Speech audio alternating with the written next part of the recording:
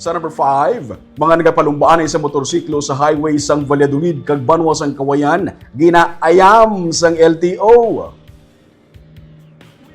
Para ng pagkuha sang impormasyon sang Intelligence and Investigation Unit sang Land Transportation Office, Negros Island Region, agud makilalaan ang mga involbado sa illegal drug racing activities sa Negros Occidental. Nakalabot sa LTO ang pila ka mga videos sa gipatigayon nga drug racing activities sa Bago City, Valladolid kag Kawayan, kung sa diin may nagakatabo nga pustahanay.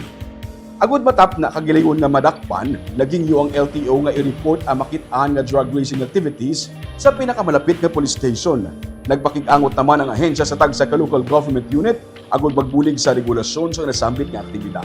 Sa tinalikdan nga bulan, may 32 ka apprehension ng LTO-NIR angot sa illegal drug racing sa Bacolod, Negros Occidental Economic Highway boundary sang Bacolod City kag Talisay City.